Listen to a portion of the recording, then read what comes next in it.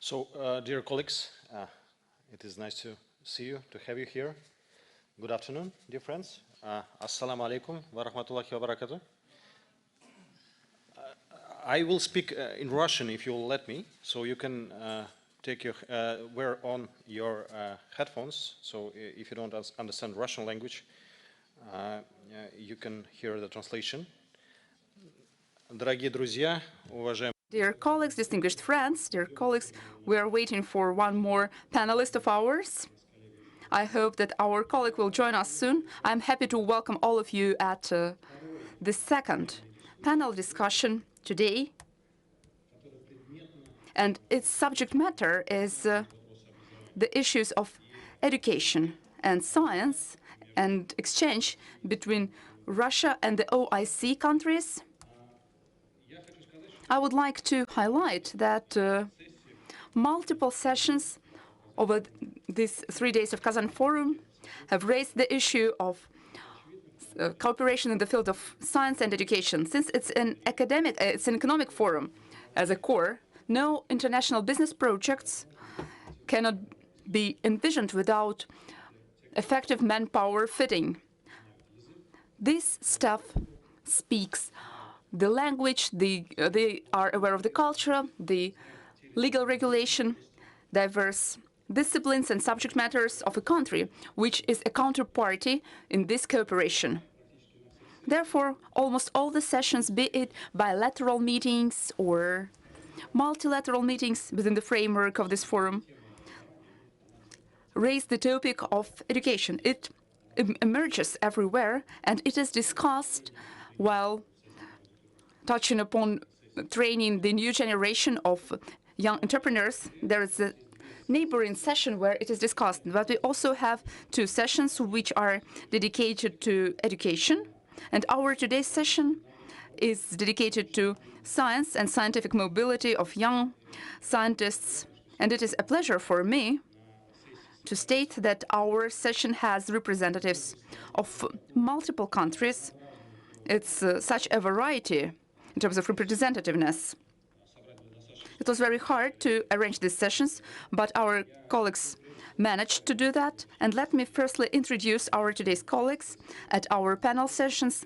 Let me enumerate them in accordance with their order of their speeches, and then they will find out whom they follow. I'm very happy to welcome the professor and PhD in physics and mathematics, Dmitry Tayursky, who is the first vice rector for scientific activities in Kazan Federal University.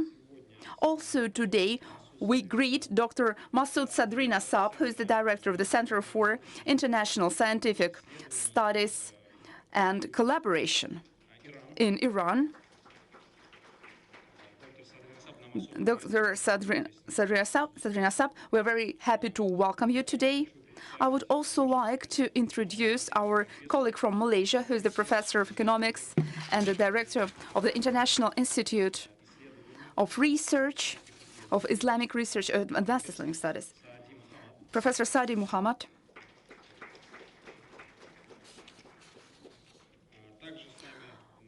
Our permanent partner and our counterpart is also present at our session. And the head of this organization has also given a speech online. I welcome Mahami Amin, who is the program officer of the Ministerial Standing Committee on Scientific and Technological Cooperation of the Organization of Islamic Cooperation, COMSTEC, in Pakistan. Mahami Amin, we are very happy to welcome you. It is great that we may also give the floor to our colleagues from other Russian universities. And our valuable partner is Ural Federal University. It's one of the leading universities of the Russian Federation. And it is a pleasure for me to welcome Sergei Tushin, who is the vice rector for international relations of the Ural Federal University. Also, Malaysia is with us today. There is one more representative from Malaysia. He's the colleague who has managed to read a lecture at our university, to deliver a lecture at Kazan Expo. we have already signed the agreement on cooperation within the framework of our yesterday's bilateral event called Russia-Malaysia. Dr. Anis Yusal Yusuf is the executive director of the International Institute for Public Policy and Management in Puma of the University of Malaya. It's one of the chief universities of the Asia-Pacific regions. Moreover, there is one more good Sultana Kapusta University. That's our partner university, and we forged our partnership with this university, with the Kazan University, in the field of oil and gas technology. We have recently launched internship in the Arab language. That's Dr. Zaher Al-Davoudi. I'm also happy to welcome you today. And definitely, we also have some colleagues from Kazakhstan. Dr. Samal Tuleubayeva. She is the representative of the Eurasian National Institute, University of Gumilov. We also have good ties with them. 2 days ago, we established a bias center based on Kazan Federal University. That's the Center of Kazakh Language and Culture, and it is a remarkable project.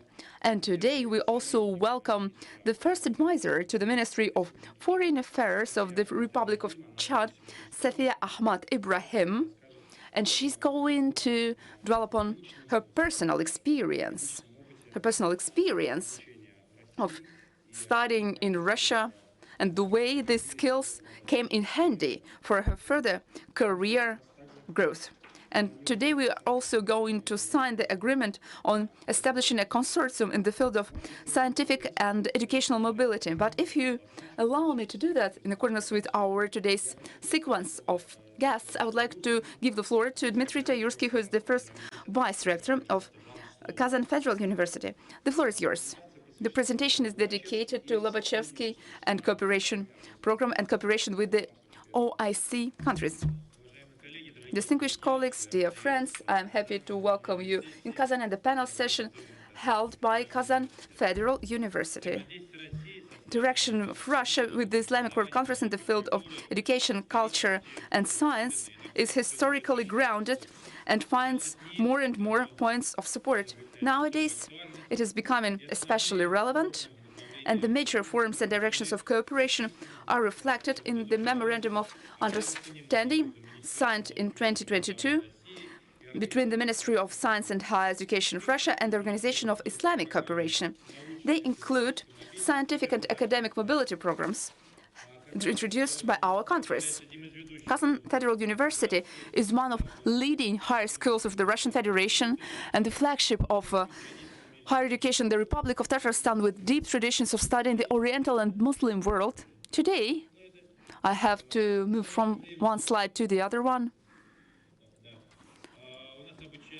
We teach almost 12,000 international students, and over 9,000 of them, almost 85% of them, are coming from the OIC member states. We employ over 100 international academic staff, and 50% of them are the representatives of the Islamic world. When it comes to our agreements, we have over 180 of them from 21 countries. We implement the programs of academic mobility. Last year, in 2023, the mobility, inbound and outbound mobility was 348 people and 281 people, respectively. It's approximately 90% of all the international mobilities of our university. We are actively interacting with Kazakhstan, Uzbekistan, Tajikistan, Kyrgyzstan, Iran, Turkey, Egypt, Pakistan, Malaysia, and other countries. We also welcome our colleagues from Indonesia, Oman, Qatar, and Libya. And our teachers regularly deliver lectures at the representative branches of our university in Egypt, in Kazakhstan. We also have astronomical observations and research within the framework of reserving remote sensors of our program called the Tubitak National Observatory. We actively use the opportunity to organize research internship of our employees to the universities, given the support of the grant program of the Republic of Tatarstan called Algarish. Last year, within the framework of the program, 17 Kazan Federal University employees underwent internships in universities of Iran, Bahrain, Turkey, and Kazakhstan, including financial accounting and audit, designing creative city, Iranian studies, and so on. In 2022, resulting from the Kazan Summit, Kazan Federal University became a member of the Consortium of Excellence of the COSMTEC Standing Committee for Scientific and Technological Cooperation. Thanks to the support of COSMTEC, two international universities, scientific congresses, youth scientific congresses of the OIC countries have been already held. More than 100 young researchers from universities in the Islamic world have taken part in them, and I was honored to take part in the session of COSMTEC in Islamabad in Pakistan. Supporting the programs of academic mobility, KFU hosts young scholars and sends them to the consortium universities. Last year, the Chemical University joined our scientific internship, and the researchers from the University of Karachi. We are planning ahead further projects. We are going to sign an agreement with the University of Karachi, and now our portfolio has some applications from Jordan and some other countries for upcoming internships. We think that it is necessary to increase the flows of cooperation, the mobility in the Islamic world. That is why we launched a new initiative last year as part of developing the program called Priority 2030. It's called Lobachevsky program. He's a famous rector of Kazan University. He is the founder of Euclid geometry, and the birthday of Lobachevsky is the 1st of December, and starting from this year, it is officially declared as the year of mathematics, and it will be celebrated in Russia on a regular basis. The Lobachevsky program is the program of scientific and academic mobility, implemented thanks to the support of our partners, COSMTEC Standing Committee on Scientific and Technological Cooperation. We allocate funds for inviting foreign scientists and conducting joint research for up to 1 year as part of KFU strategic programs. The geography of the program covers the countries which are friendly to Russia, mainly OIC and BRICS countries. Taking into account that from 2024 the BRICS Interstate Association was filled with 4 new countries, 3 of them are simultaneously OIC members, namely Egypt, Iran, and the United Arab Emirates. The applicants from Iran, Pakistan, Turkey, and India and China have already been shortlisted for 2024, and the areas are pharmacology, electric chemistry, electric energy, photocatalysis, information technologies.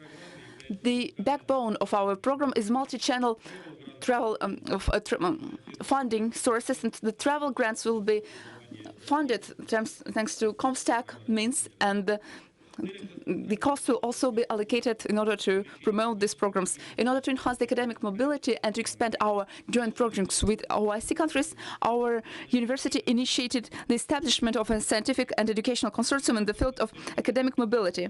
And the founder of the consortium will be our permanent, well-respected partner of the Committee on Technical Cooperation, COSMTEC. That's the first Russian university which joins the consortium apart from the Kazan, the Kazan Federal University will be there. Today we are going to sign relevant agreements. We hope that this consortium will become an effective network platform for exchanging experience, and it is aimed at those who are going to take part in academic mobilities. You may join it, and I would like to call upon you, our colleagues, to consider this opportunity in order to expand on our work. I hope that these joint initiatives and projects with OIC countries will facilitate scientific and higher education programs and promote overall progress. Thank you very much for your kind attention. Thank you very much. Dmitry, thank you very much for your support and the initiatives related to internationalization of research. As for our university, our district, and the Russian Federation, I would like to highlight that there is one more project which Dmitry hasn't mentioned. But the countries of Kazan Federal Universities have also a flagship project. It's a very interesting project called Farabi, and we're implementing it all together jointly with our Iranian partner, the Center of International Scientific Research and Cooperation, CISSC, from Iran. And if you allow me to pass the floor to him, it is my honor and privilege to give the floor to Masoud Sadrinasab, who is going to dwell upon this project and the center's activities on the whole. And I believe that we'll also have some announcements today. The results of this contest will be declared. That is why, Mr. Sadrinasab, the floor is yours.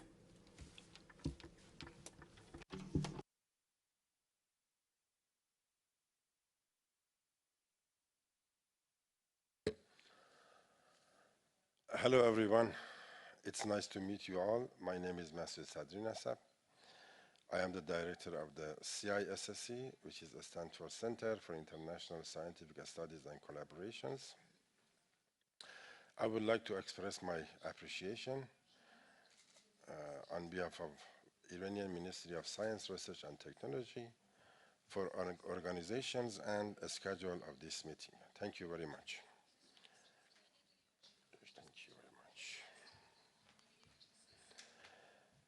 First of all, I would like to give you an overview of the CISSC.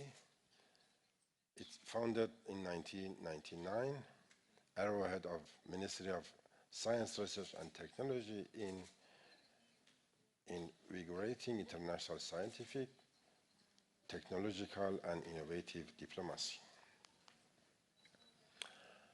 We are providing financial backing to improve STID for Iranian academics residing abroad to cooperate with Iranians, for foreign academics to travel to Iran to engage in collaborative research projects. Our ultimate goals are those. Our characteristics for our common projects to be international, demand-driven, innovative, and technology-based. Our visions are to establish, facilitate, and promote scientific international cooperations, information exchange, technology transfer, and innovative activities. The second vision is to utilize the comparative advantages of the country: highly educated human resources, oil, gas, and petrochemicals, mining and metal industries, geopolitical positions, diverse climate conditions. And the third vision is to identify and avail of international scientific facilities towards our benefits and towards humankind. And the final vision is to review, evaluate, and elevate the continuous contribution of Iran in the global production of knowledge. Our mission are to plan and coordinate courses, workshops, conferences, which is divided into categories: regional conferences and international conferences. The second missions is to provide a sponsorship, logistic groundworks for Iranian scholars and international academics. The third mission is to invite intellectuals, scholars, startup entrepreneurs, innovation communications.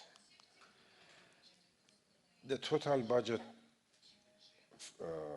in our center is it's about 80% is the R&D of our center. This is the main executive programs that we have in our center. I'll start from the left side. We support for education that is divided into 4 categories: ISET, CMOR, workshops, and winter and summer schools.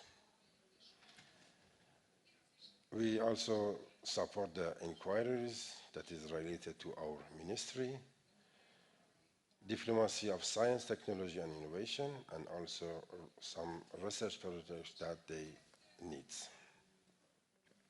We also support for international research, which is divided into two categories: non-Iranian researchers and Iranian researchers living abroad, which is ICRP and ICARD respectively.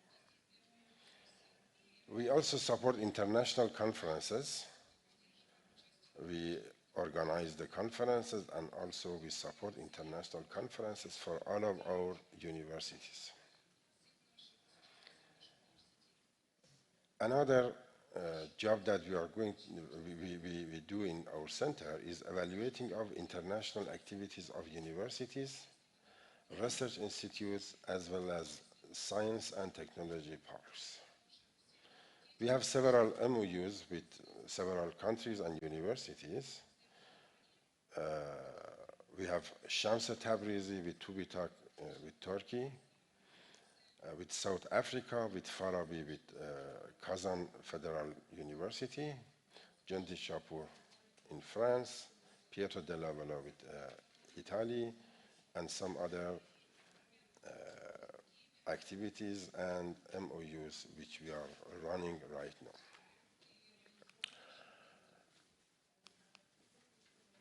So we come to a Farabi program that we started last year.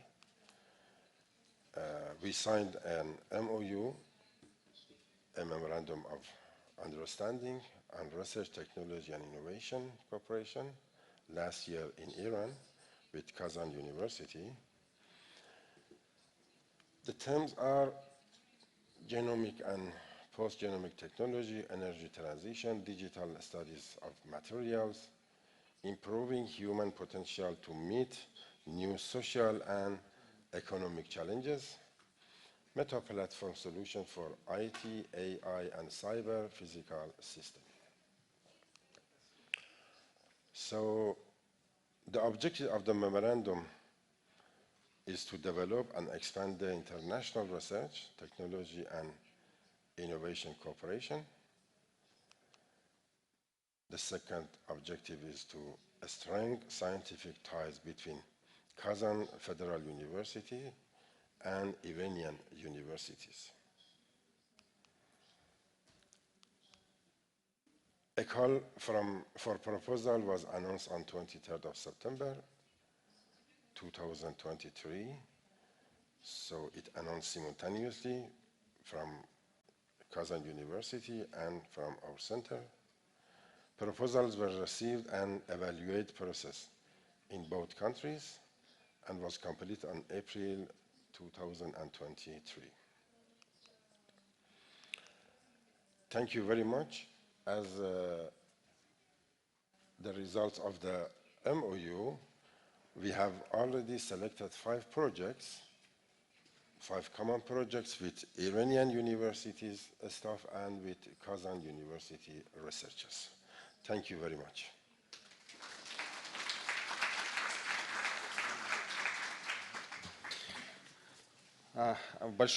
Well, thank you very much, dear Mr. Sadri Nasab. Indeed, the 5 projects have been selected, and we do hope that in the near future they are going to be approved with the according decrees. I should say that these projects are dedicated to various spheres of science. First one is dedicated to developing the Caspian Sea, and there is another project dedicated to some physical projects, composites in particular, various matters, piezoelectrical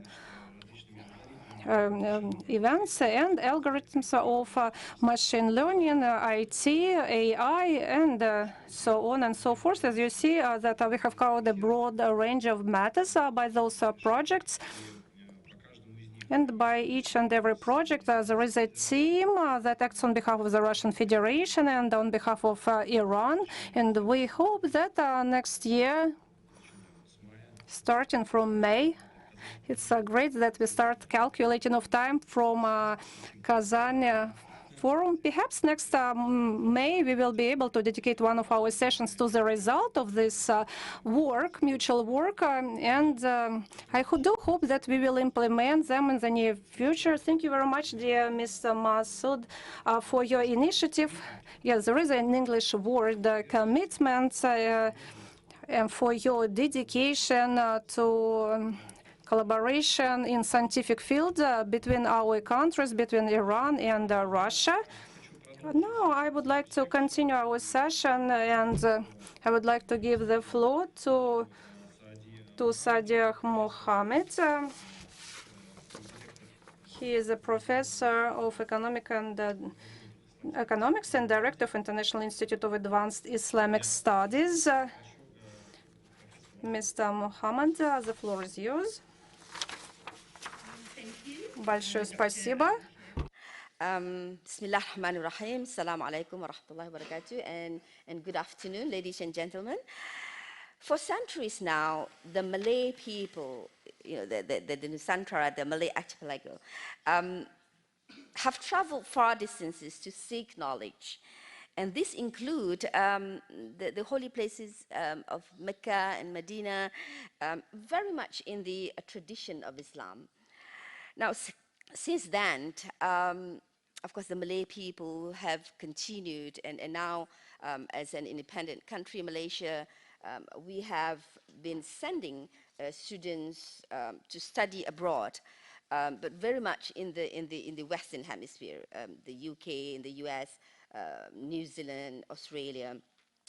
But some of the history, if I may, beginning in 1970, student exchanges between the University of Malaya and the Soviet Union initiated a flow of students, Russian students to Malaysia, and reciprocated by Malaysian students in Russia. And currently, I think the data is like over 100 Russian students in Malaysia, and we have more than 800 Malaysian students in Russia. And we have noteworthy Russian author and language expert, Dr. Viktor Pagadev, imparted knowledge at the University of Malaya. I think we have someone from University of Malaya who may speak more on this. And we have Dr. Pagadev at the University of Malaya since 2001 to 2016, offering courses on Russian language, culture, and literature. And the preceding year, Malaysia and Russia inked 8 agreements at enhancing collaboration in higher education. We also have early Malay literary works on Russia. And this is how Malaysians tend to have some romantic ideas about Russia. And I'm so pleased. This is my first time in Russia, first time in Kazan. And of course, images of Russia, Dr. Chivago, the movie, lots of snow, yeah. But not a lot of Malaysian have traveled to Russia, except in recent years we have Malaysian students studying maybe medicine, yeah.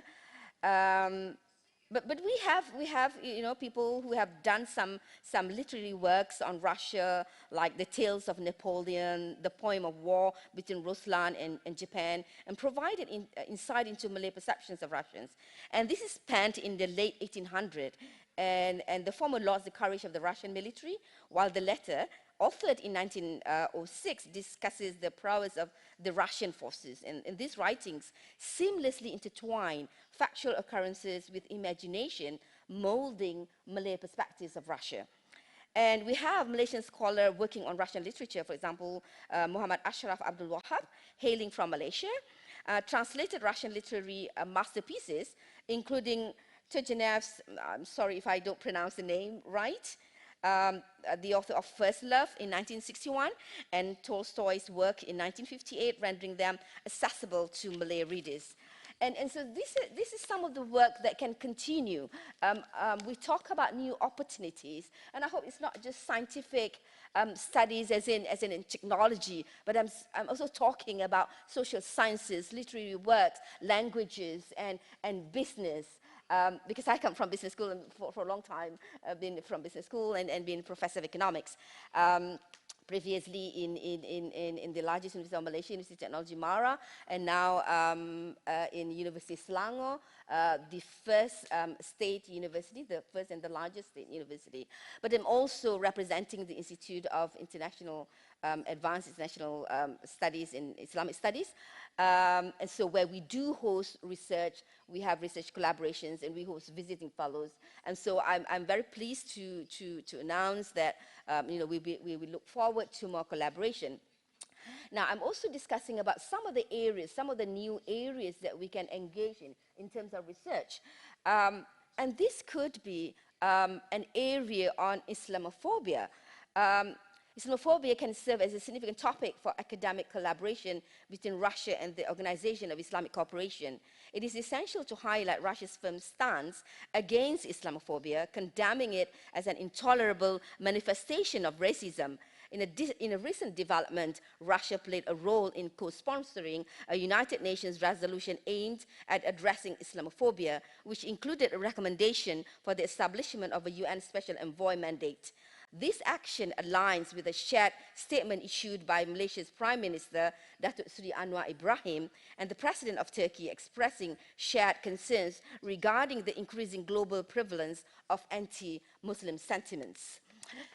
The government of Malaysia also is currently embarking or advocating the Madani development. Madani as in based in civilizational journey for development, very much inspired for the first constitution in the world, the Medina Constitution, but of course, it has input on an inclusive development based on tolerance, sustainability, care and compassion. And so therefore we are looking into critical issues. These are critical, positive, universal issues that I think we can all share and would be embraced by researchers to bring it at the global level to explore and to look at really practical solutions into the problems of poverty, widening inequality, economic inequality, plaguing a lot of the OIC countries, a lot of Muslim countries, but not just the Muslim countries, a lot of the world over, including the developed countries. We have the issues of widening economic inequality at the same time as we have growth. But post-pandemic times, we have seen changing world, and so we look for new perspectives, new alliances and new collaborations. So this can go into the new areas of research. Another area that Malaysian universities can offer would be in Islamic finance and Islamic economics. I think for some time now, maybe for the past 20 years, Malaysia is leading in terms of the Islamic finance industry. And I think Kazan Forum has hosted for many years now discussion on Islamic finance. But Malaysia is also leading in terms of Islamic finance and economics education. I'm one of the pioneering member of the International Council of Islamic Finance Educators. So this is a group of Islamic finance educators where we have international collaboration. So we look into the curriculum and the study and research of Islamic finance. So I think this is one area also that the Russian universities, especially in Kazan, can have collaboration with and visiting professors and also exchange students. I think there's a growing, of course, growing interest, and mentioned by our previous speaker just now from OIC countries. And as we look at post-normal times, where we look at new collaborations, and for a long time, I think Malaysia, our outbound university students have gone into the United States, United Kingdom, Australia, and New Zealand. We are now very much interested to go into new places, to see our students going more to Russia, and because we have so much to learn from you in terms of the technology and the scientific endeavors that that universities in Russia and Kazan, and I'm so amazed by the scale of this conference, the scale of the Kazan Forum, which reflects your capabilities in terms of organization and your advancement in technology. But we also, the Malaysian universities could offer in the cultural language courses, and as I said, Islamic finance, and the knowledge of economy and businesses for that part of the world. You know, as we, the global community, seeks to be global citizens and doing businesses in search of new markets, then therefore Malaysia being the hub of education in Asia, we have our universities at OIC Malaya being ranked 65 in the world, so top 100, and many of our universities are top 100 and top 200 ranked in the world. And so in Asia, we are top 10 leading universities, and so I think we have a lot to offer to each other in terms of academic opportunities and new areas.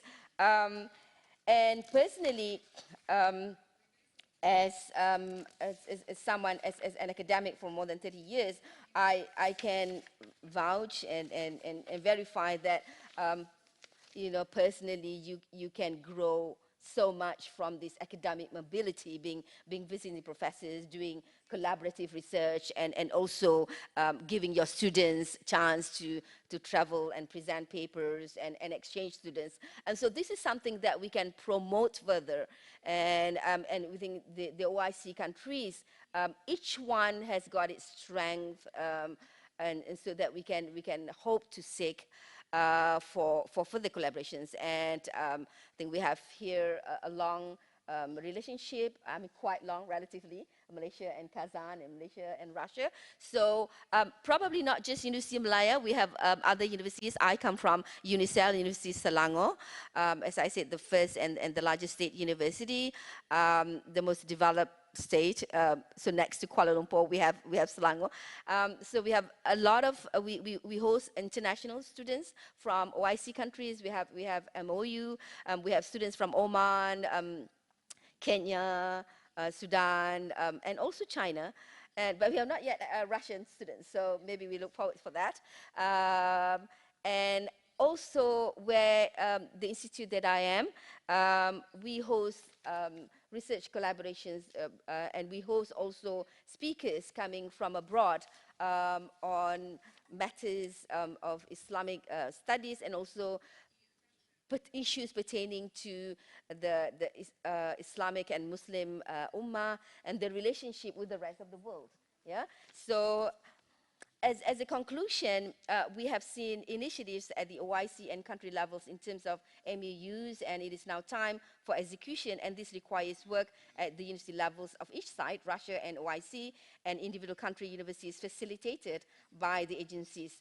At IAIS, we promote and advocate these initiatives and could act as a bridge, especially with our established relationship with the Russian embassy in Kuala Lumpur. In the end, what speeds up the various initiatives put in place is when we establish networking among the academic community, and I applaud very much the Kazan Forum and the organizer for today's session for these efforts. And if I could summarize that new areas of research between Malaysia and Russia would include, besides the scientific endeavors, we also knew areas, for example, the Islamophobia, humane economics that looked into humanitarian issues and the issues of poverty and widening inequality, issues on sustainability, and the empowerment of the Muslim and the empowerment of women, and the relationship between the OIC and the Muslim countries vis-a-vis the rest of the world. And we do this, the research, to promote for a better world. Thank you. Thank you. Thank you very much indeed for your insightful contribution.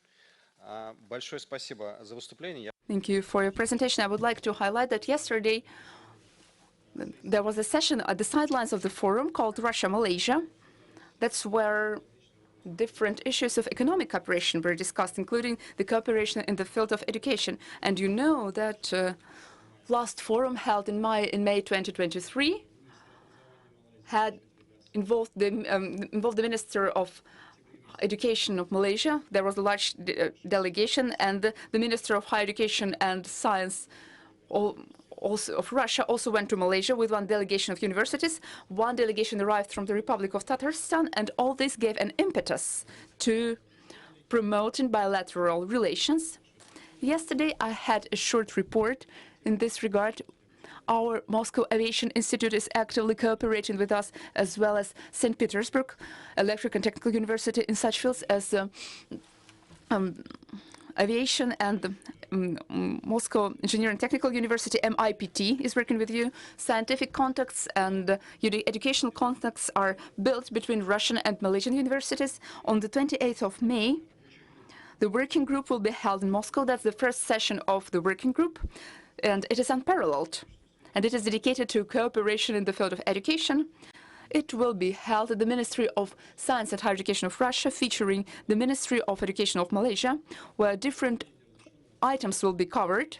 And we haven't resolved the issue of acknowledgement of diplomas and scientific degrees, and now this bilateral contract is being underway, and this is drafted now. Hopefully it will be signed soon, and this will expedite educational and scientific mobility. You have already mentioned that 850 Malaysian students are studying at the Russian universities, and they primarily study medicine, and we hope that Russian students will also join us soon, and there will be many of them, and Malaysian students will even more actively come to our place, to Russia, to Kazan Federal University.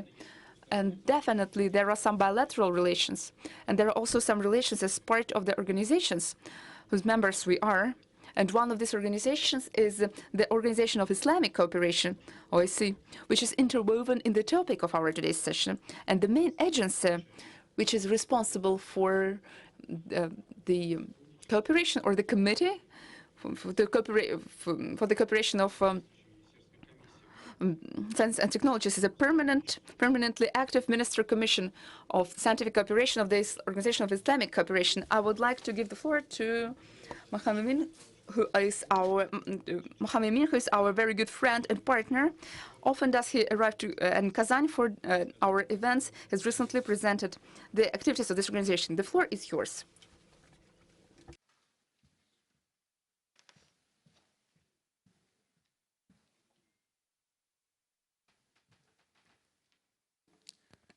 Thank you very much, sir, for the nice introduction. I'm very grateful for the invitation. Always a pleasure to visit this beautiful country and to be amongst wonderful people. So I'm going to be talking about the ComStech academic mobility programs relevant to today's panel session theme. So my name is Maham Yamin, and I work as a program officer in this organization. So ComStech is the Ministerial Standing Committee on Scientific and Technological Cooperation of the OIC countries, and this is our secretariat. It's located in Islamabad in Pakistan. So this is the ComStech organizational structure in brief. The President of Pakistan is the chairman, and under him is the General Assembly, which is the main decision-making body of ComStech, composed of ministers of science and technology from the 57 member states of the OIC, and then under that is our Coordinator General, who directly heads ComStech. And okay, I think one slide is missing. So at the moment, our Coordinator General is Professor Dr. Mohammad Iqbal Chaudhry, whose greeting message you heard in the first panel session. So I'm going to be briefly talking about the scholarships, fellowships, and training programs that ComStech offers for the capacity building of Muslim youth. So at the heart of these fellowships is the Consortium of Excellence, which is a group of our member institutions. And these member institutions serve as a host for these fellowship programs. You can see Kazan Federal University is also one of our esteemed member institutions. And the purpose of making this consortium was to create science and technology interdependence within the OIC member countries, and to enable knowledge-based growth and technology transfer. And these are some of the countries that our host institutions are located in. So one of our flagship programs is the fellowships that we offer to Palestinian students. So like Professor Iqbal was mentioning in his message, we have announced 5,000 exclusive scholarships for the students in Palestine. And so these scholarships cover undergraduate and graduate degree programs, and Comstech completely funds their mobility to Pakistan. So they come to Pakistan and they complete their degree programs completely free of cost. Their tuition fee and accommodation, everything is covered. So far, we have placed about 120 Palestinians, and there are more applications under process. These are some of the students we have placed so far. And these are some of the member organizations that are hosting these students at the moment. A similar program is for Yemeni nationals, and in the first phase we have already offered 50 fellowships to Yemenis, and then in the second phase we have offered 85 more fellowships. These fellowships are basically placements for 6 months. They complete a research project in an OIC country, which is preferably more developed than their own country. So, and they are placed in one of our collaborative partners. In this case, in the Yemen program, we place them in institutions, in higher education institutions in Pakistan. This is the overview of some of the other specialized fellowships that we have. For example, the first one is Science in Exile. This is for scientists who are stuck in war-torn countries and they're unable to complete their degrees or their research. So we place them at a more developed OIC member country, and this program is funded by the World Academy of Science and UNESCO. And then we have another targeted program for the least developed countries, specifically Afghanistan, Niger, Uganda, Somalia, Gambia. We receive applications from these countries all the time, and then we place them. So far, we have placed about more than 200 something fellows under this program. Then after the COVID pandemic hit us, we launched a specialized program, which is training in virology and vaccine technologies. And then we place fellows in an institution called Biopharma, which is one of the leading vaccine manufacturers in Indonesia, where they spend up to 3 months and they get training on vaccine development. And then our fellowships are not just for the OIC member countries, but they also benefit Muslim minorities in the non-OIC member countries. For example, in Sri Lanka, Ethiopia, Rwanda, Madagascar, these are non-OIC member states, but they have Muslim minorities living in them. Then we also have a targeted program for women scientists of the least developed countries, and then technician training program whereby we give training to technicians who work in a hospital setting or in a biomedical lab, and they work on state-of-the-art equipment like MRI machines, CT scan machines, and NMR spectroscopy machines, etc. And then recently we also launched a training program for teachers that are involved in special education, for example, the ones who teach blind and deaf children. We sponsor their academic mobility to an OIC member state where they're given this fellowship opportunity. And like I mentioned earlier, all of these fellowships are completely funded by Comstech and one of the members of our consortium, the member where they're placed at. These are some of the fellows who have benefited from the program so far. I've highlighted their countries. They are from Sudan, Egypt, Yemen. There are many, many. We have hundreds of fellows who have graduated. And some of the testimonials, for example, this person was from Gambia. He was completing his fellowship, his PhD in his country, but he needed to perform some experiments that he was unable to do at his country. So what we did was that we placed him at a member academic institution in Pakistan where he completed his experiments and he was able to complete his PhD. He was very grateful for that. And then we had also a delegation from Indonesia, from University of Erlangga, and we awarded them this fellowship and they completed that in Pakistan. And we have success stories from Kazan Federal University as well. So last year I was here for the second OIC Youth Scientific Congress, and the winner, the person who presented the best research in the biomedicine stream, we awarded him a fellowship program, and we have already placed him at the University of Technology Mara in Malaysia.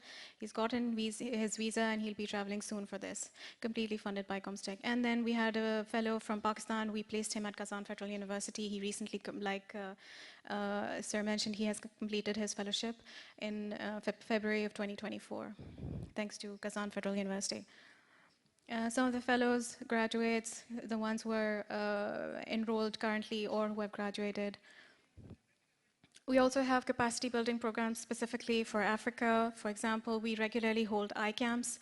in African countries. Recently, we performed 400 plus cataract surgeries in Niger, Chad, and Somalia. So we send a team of experts from Pakistan to these countries because cataracts is one of the leading causes of blindness in Africa. And they lack the proper healthcare facility for the treatment of it. So we send a team of experts from Pakistan to these countries. And these are some of the programs that we're doing in Africa. We established a hospital in Chad, kidney dialysis center, and then training workshops in Uganda, Somalia. All information about all of this is on our website in case you're interested. We also have a specific program called Distinguished Scholar Program. So we award this title of Distinguished Scholar to a scientist who has done leading research in his own country. And we support his mobility to another, for example, a less developed country where he acts as an expert or resource person, conducts workshops, seminar, conferences over there, also reviews curriculum of the local universities and faculty development of the institutions. We also have an OIC innovation portal.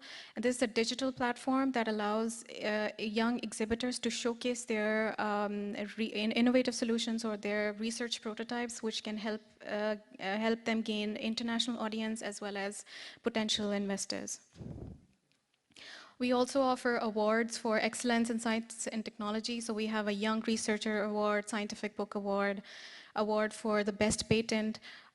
You can look up the details of it on our website. In case you qualify, you're most welcome to apply. The award goes up to $5,000. You are judged on merit purely. And we also regularly hold the yearly OIC 15 Dialogue Platform, which is the collaboration and joint program for development of science and technology with the alliance of the 15 most advanced OIC member countries, including Kazakhstan, Malaysia, Indonesia, Morocco, etc. So recently, Comstech also received recognition and appreciation through the OIC Secretary General, who applauded the major initiatives that benefit OIC member states that are specifically sponsored by Comstech. So we have we recently published science, technology, innovation profiles of the OIC member states. Our yearbook, brochure, newsletter, everything is available on our website. You can have a look at it. And we have an online presence on Facebook, X, YouTube, LinkedIn. We have a dedicated website as well. All of the information that I'm giving you right now, details of it is on our website. I highly, highly encourage you to apply for any fellowship program that you're interested in. We're always open to applications. We have no deadline for any of our fellowship programs. So we look forward to applications from the young people sitting here. Thank you very much for your time. Thank you. Thank you very much indeed, dear Maham. I really appreciate the great work you are doing and Comstech is doing to promote academic mobility inside OIC countries. Большое спасибо, уважаемый Maham. Thank you very much, dear Maham, for the work you've been doing. Indeed, we have adopted one scholar, and one of the winners was sent to Malaysia, and we are looking forward to hosting one more young lady, a young researcher from Pakistan. And as Dmitry said, we have more applications from Iordania and other countries, and it would be absolutely magnificent if we could implement all the projects in the near future. And this is absolutely fascinating to organize the all-Russian consortium to cooperate more proactively with Comstech and other partner organizations in the Islamic world. I'm very pleased to have here Ural representative of Ural University, Sergei Tushin. I would like to give the floor to you.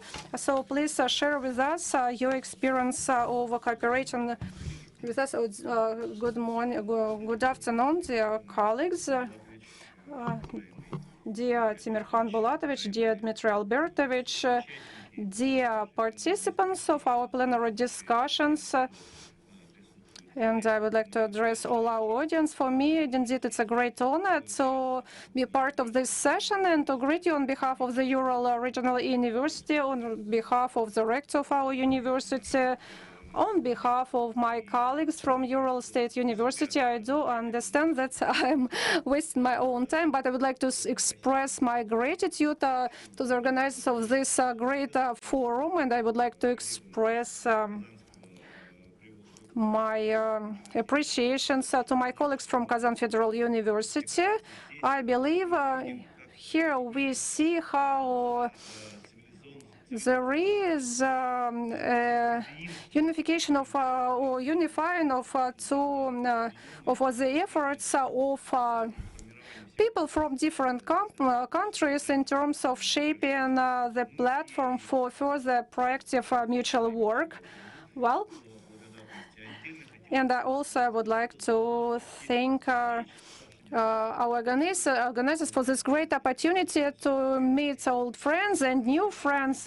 Rustam Nagiev has joined us.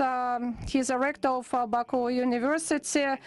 The world is full of surprises. On Monday, I'm going to meet with my colleagues from Tabatabai, from University of Tabatabai, with president of whom we just met, and we are going to discuss academic mobility, first of all, as well as matters on establishing a Russian-Iranian Center that is going to study influence of sanctions. It turned out that both our countries are under Western sanctions created artificially. And we would like to put mutual efforts in order to understand or analyze how these sanctions have affected our countries. Certainly our experience and Iranian experience has shown that sanctions could be overcome, but we would like to put more focus on the some macro processes. And one more important thing, we live in a very challenging yet interesting time.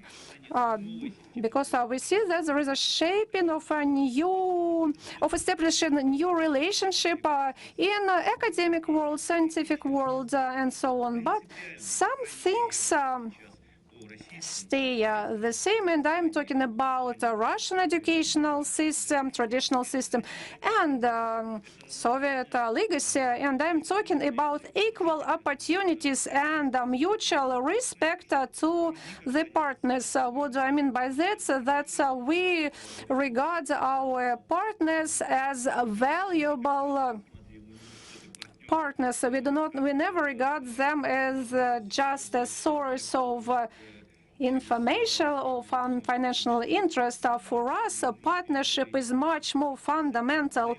This is the foundation of what we do, and mutual respect is the basis of everything we have been doing.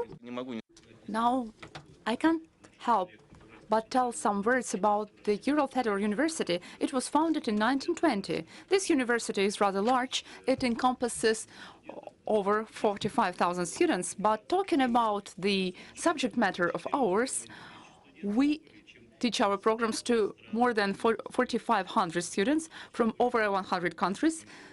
Over 400,000 alumni have graduated from our university, and I suspect our students from Kazan Federal Universities are smiling in a friendly way, while hearing this figure, invariably, this university is bound to take part in all the developmental programs implemented by the Ministry of Education, Higher Education and Science in the Russian Federation. It's Priority 2030 of economic and scientific cooperation, and this now allows us to fund academic mobility. And one of the strategic programs is welfare of a person in the conditions of digital transformation, and it is deployed with our Kyrgyz, Uzbek colleagues and those from the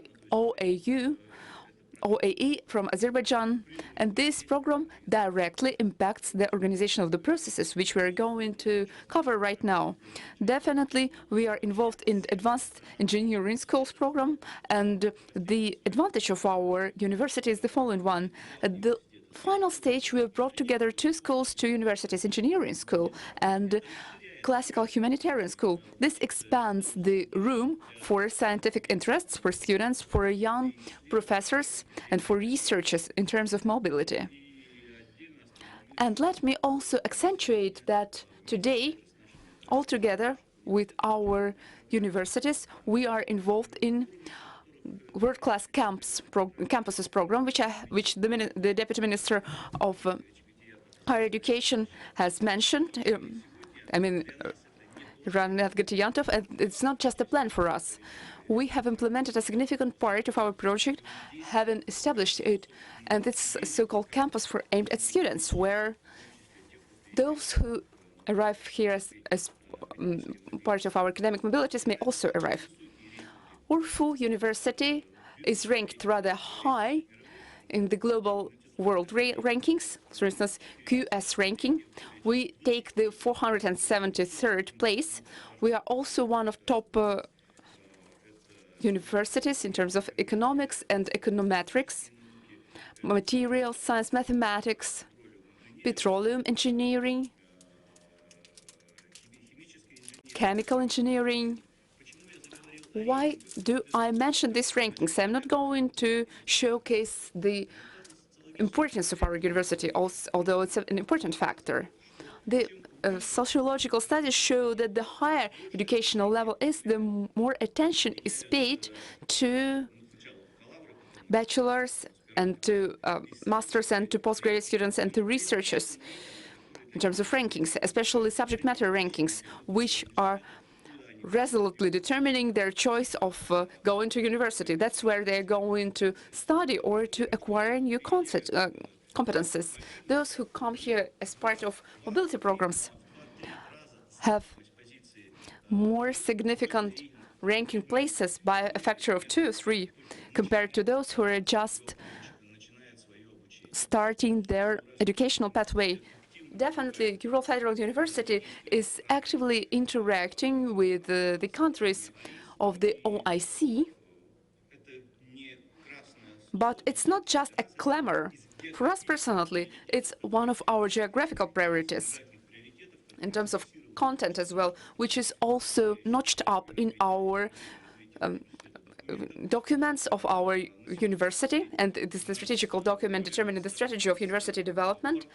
Currently, we have over 180 partners in the OIC countries. Nowadays, we have more than 80 professors and employees representing different countries, and it is a rather expanded geography, although we cannot believe that we are satisfied with our today's cooperation level. And let me also point out the Ural Federal University website, which is written in Arab. One of the deliverables of our sessions will be emergence of a new blog or a new page where there will be the mechanism of the students who speak Arabic may take part in the mobility programs will be stipulated.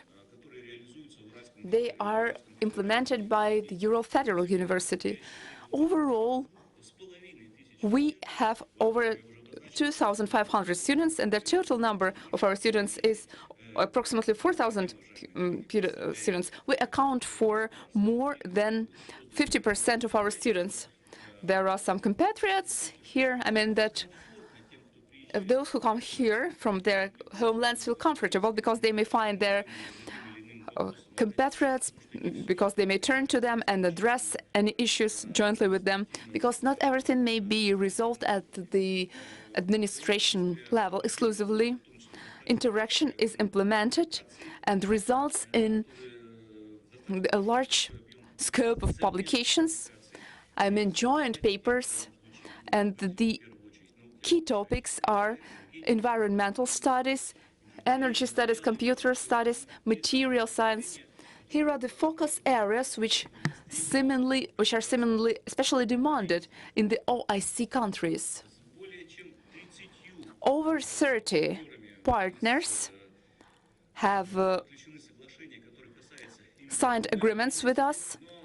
They are the ones related to mobility, but notwithstanding our today's event, we are now refocusing on our programs and agreements, and they are primarily shifting to other geographical locations. And we are also refocusing the content and the scope. We look up to the researchers and young scholars. We rely on the invitations of this category mobility. And today, we signed the agreement about the entry of the Federal University into the consortium of mobility. And it is a very important stride for us, and it is interwoven in KFU University progress. Let me say a couple of words regarding the key projects implemented with the OIC countries. Let me highlight that we would like to display the entire array. This list is not exhaustive. Maybe that's the most important point, but we have multifaceted format and numerous ways of interaction. That's what I would like to accentuate right now. It's about establishment of Arabic Studies Center and Center of Ironology and Persian Language, Center for Azerbaijani Studies. All of them are in force in this federal university. And there was the Ural Center established together with our partners, and it trains those who would like to study in Russian, and we train future students, not only for the Ural Federal University, because we lack the medical direction. Many graduates would like to study healthcare and to work in this field. Our accomplishment is the following one. We have forged our relationship as part of Kazan Balashaka program, and our first researchers are today undergoing a fellowship in Ural Federal University right now. And now let me move on to one case of interaction with the superior organization of Zayed Higher Organization for People of Determination. And I would like to dwell upon some key components. That's the case of successful cooperation. And it is ensured due to inbound and outbound mobility of reciprocal research. And it is held both in the United Arab Emirates and in the Russian Federation. Right now, Yekaterinburg has a representative delegation spanning the members of Zayed Higher Organization for People of Determination. We've signed a unique scientific document, and it's a bilateral two-language document, and we are going to present it in July, on the 8th or to 11th July, that the largest universal industrial exhibition called Interprom will be held in Yekaterinburg, and the United Arab Emirates is the partner of this exhibition, and we hope that the representatives of more than 360 countries are going to participate in it, and that's where we're going to present this dictionary to you. And we would like this university to be actively engaged in all the activities. We are ready to launch customized and tailor-made initiatives and programs and implement them as part of Interprom exhibition. But let me also highlight that our interaction with Zayed Higher Organization for People of Determination has contributed to interregional social and economic ties, and the partner of our exhibition will be the United Arab Emirates this year. And that's what resulted from our concerted scientific projects. I mean, preparation of diagnostic questionnaires and surveys, mobile app creation, refreshment courses, long-term lectures. All this incentivized the development of relations between the Sverdlovsk district, which we are representing, and the United Arab Emirates. And all this boosted intergovernmental relations. And the main point is the following one. The case of Zayed Higher Organization for People of Determination is related to our solution, and this helps mutual research. Not only is the relationship forged between two universities or partners, but we also involve enormous state-forming industrial organizations which act as partners. It is Novai mining factory and Novolich mining plant in Uzbekistan. It's Kyrgyz company, and the holding spending over 200 enterprises of Kyrgyz industry in Kyrgyzstan. That's the holding called Kazakhstan Engineering in Kazakhstan. Each of these territories has its own partner universities, but often do they want to implement particular projects and to elaborate a particular product. Thus, they need to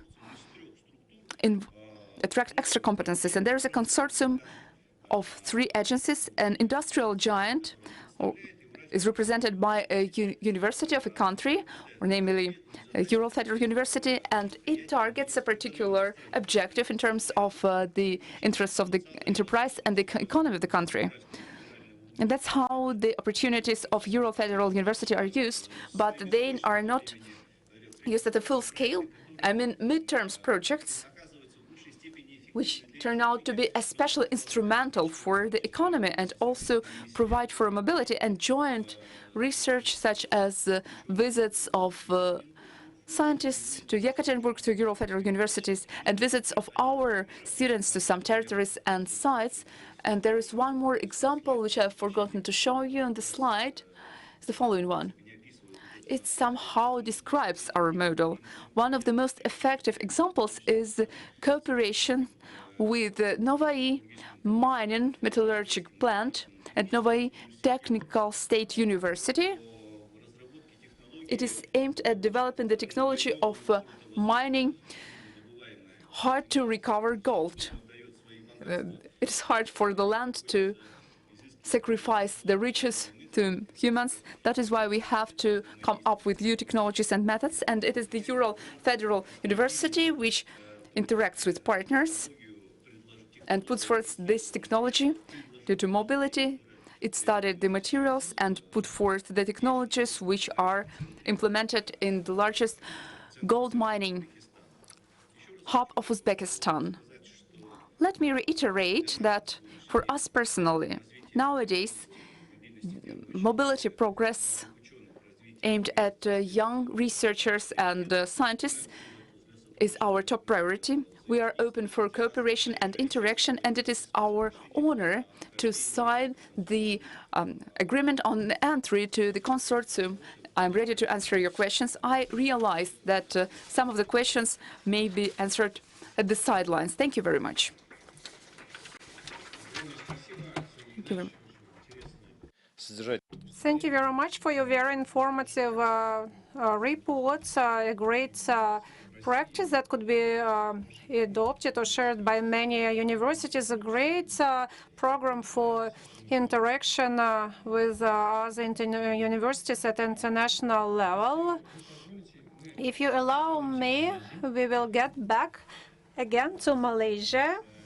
Indeed, Malaysian theme here has been voiced many times on this forum, and certainly in our university this theme is very relevant too. And I hope that in the near future the project of fellowship of civil servants of Tatarstan would be carried out together with Malaysia. I know that University of Malaysia has been worked proactively with RANEPA, and one of the partners of a similar program is going to be Kazan Federal University that would be working with Malaysia in that direction. And I'm very pleased to give the floor to Dr. Anis Yusal Yusuf, a guest, an honored guest of our university. He will be talking about IMPUMA activities and your vision of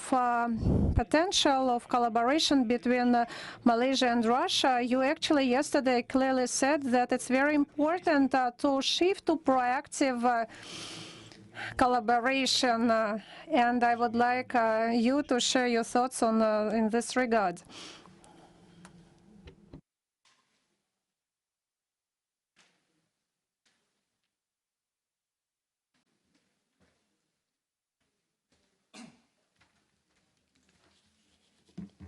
Bismillahirrahmanirrahim. Assalamu alaikum warahmatullahi wabarakatuh.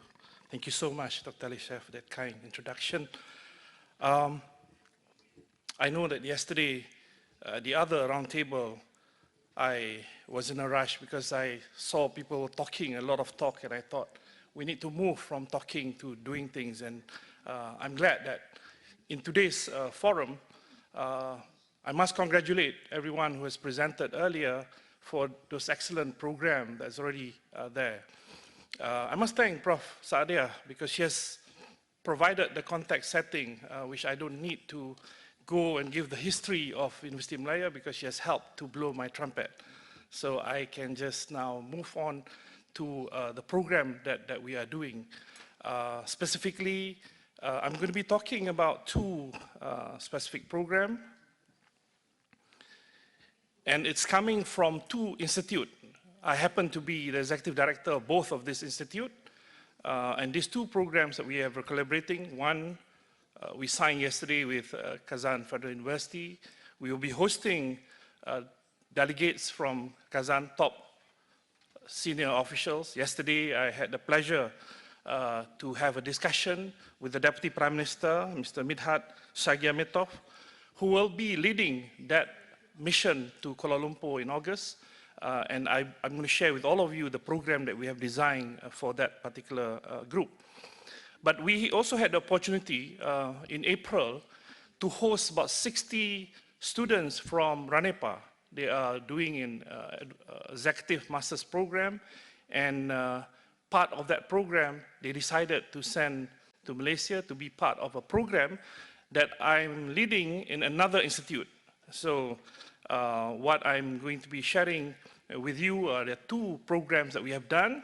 And of course, it doesn't limit to just participants from Kazan. I mean, for all of you who are here from OIC countries and other parts of Russia, we are most welcome to collaborate and work with all of you under the OIC umbrella as well. But the three focus areas that we are focusing is on governance and integrity, Islamic finance, and national transformation. So, I'm not sure whether you will be able to read, but just look at the one I highlighted in red. The two institutes that I'm leading, one is called the International Institute of Public Policy and Management, in short, IMPOMA. The focus is public policy. So in addition to the courses that we do on the side, but we are the only public university in Malaysia that's offering masters in public policy. So perhaps I can do a little bit of marketing here. If any of you here are interested to pursue your career and do your masters in public policy, please do look us up and we'll be happy to assist. The other institute that I'm also leading is the Center for Leadership and Professional Development. We've been tasked to train top-level leaders, basically at the C-suite level, the CEO, the CFO, the CEO of the company. And we've been doing a number of programs already on this. And some of our immersion course from this full program is where we will be working with Ranepa. And I'm going to be stopping by in Moscow on Monday to have another MOU signed with Ranepa on this program. For those of you who are interested, for the program that we designed specially for this purpose, we call it Purposeful and Principled Leadership. Leaders today have no purpose, nor do they have principle. And I think it's important that we remind them that this is core for them to be a leader. I brought with me some additional brochures, so for those interested, please do approach and I'll be happy to share with you. So let me go straight into the first program.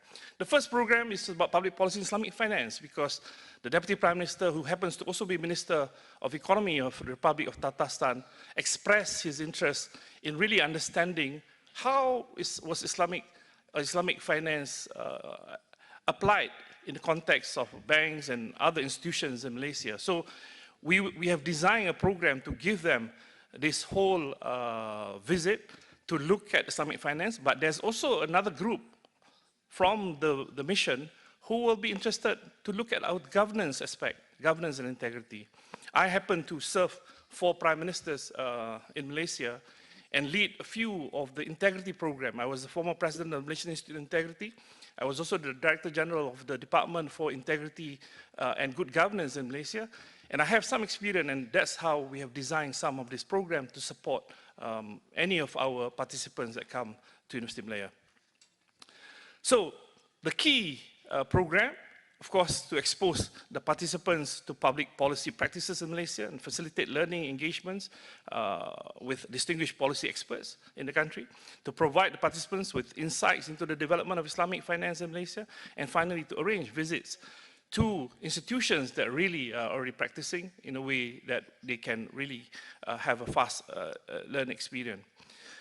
This is the overall program schedule. I won't bore you with the detail, but these are some of the key program for overall. But then we will break the program into two parts. The one that will go on the governance program, and this one, Islamic finance. But the institutions that I will mention to you at the end of this is where you will then be able to see the diverse.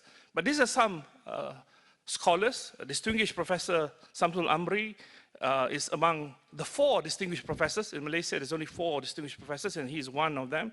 An anthropologist by training, who will give a bit of history and understanding about the decades of development in Malaysia. Tan Sri Dr. Sulaiman Mahbub was the former Director General of Economic Planning, vast experience. He's currently chairman of the Malaysian Institute of Investment, MIDA, and also an adjunct professor at IMPOMA. Of course, with me and with Dr. Umi, who is with Malaysian Institute Trade Industry, where we'll be also sharing some of the experience of Malaysia. And these are some of the institutions that we'll be taking the participants to visit. I think the slides will be made available to you, which you can read in detail of each of this program, of each of these institutions, where the participants will really benefit from looking at what has been done, how we were able to achieve it, rather than just sitting in the classroom and listening to theory being theorized, but we're going to learn it from the practitioners directly. I mean, that's the whole idea that we can do. I'm going to go briefly on the second program. The first program that I mentioned is the one that we will be collaborating with Kazan Federal University.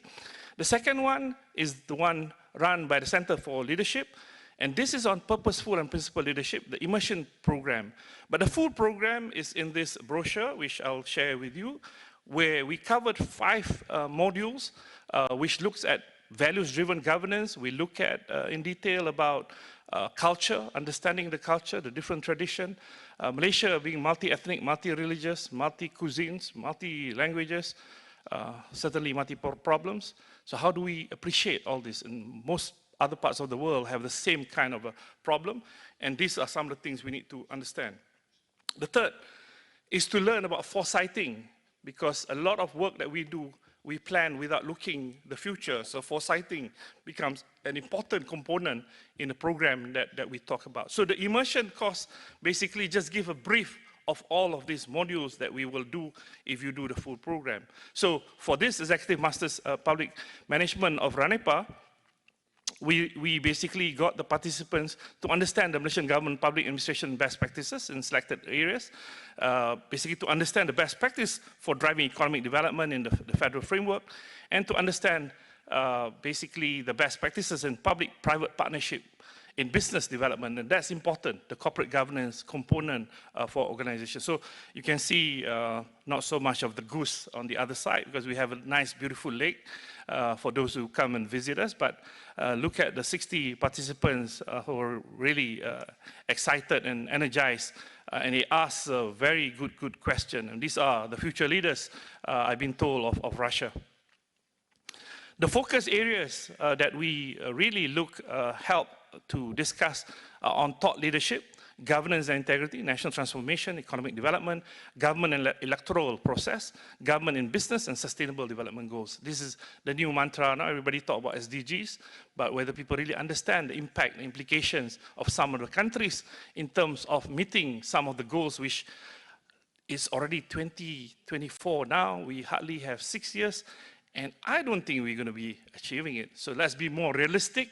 And what we're trying to do is to achieve what we can do, what we can really make happen, rather than some trying to address somebody's dream.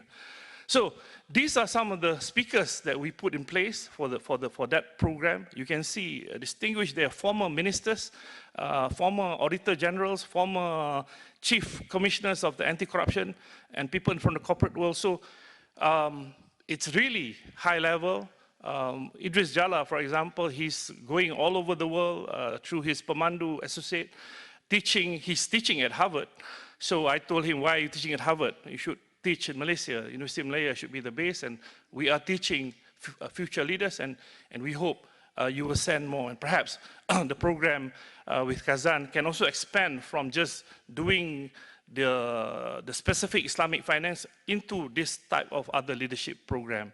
And this is just a specific, I won't bore you. I must stop there so that I know that there's more important event to happen. But I'm here, if you have any other question, I'll be happy to answer your question. With that, spasiba. Thank you, Professor. Thank you for your experience, not only in education, but also in public administration, which you shared with our students just a few days ago.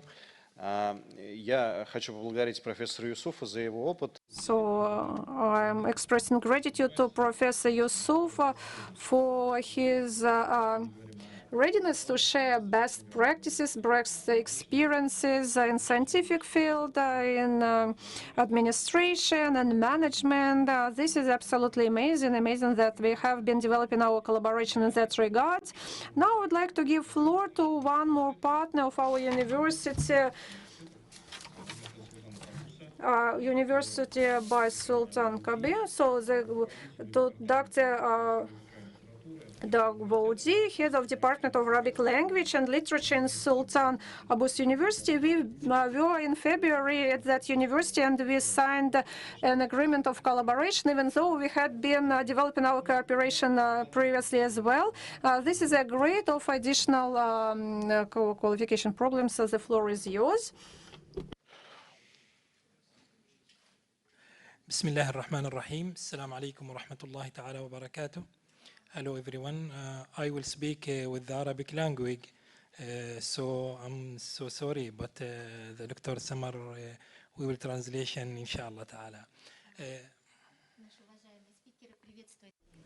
The speaker welcomes everyone. I will assist in translation because I'm the next speaker. Dr. Zahir welcomes all of you, and he'll speak his mother tongue, that's the Arabic language. I wouldn't like to take your time, that's why I try to quick speakly.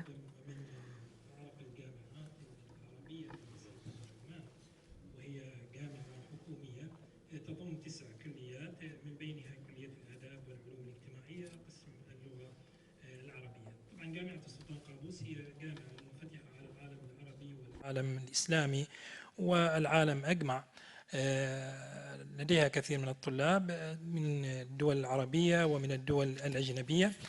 تضم 4 برامج: البكالوريوس والماجستير والدكتوراه وشهادة اللغة العربية للناطقين بغيرها. هذه البرامج طبعا تنفذ على مستوى السلطنة وتضم كما ذكرنا سابقا طلبة من اليابان في أبسط الأمثلة، طلبة أيضا من الكويت من الدول العربية، وطلبة كذلك من سلطنة بروناي دار السلام، وكان هناك بعض الطلبة من الصين. وقعت جامعة السلطان قابوس أخيرا في عام 2024 في شهر فبراير اتفاقية مع جامعة قازان الفيدرالية بحضور الدكتور تيمور خان، وبالاتفاق وبالتعاون مع مركز الثقافة والحضارة بحضور الدكتور محمد العماري لعقد دورات تدريبية. هذه الدورات التدريبية في الدورة الشتوية لتعليم اللغة العربية.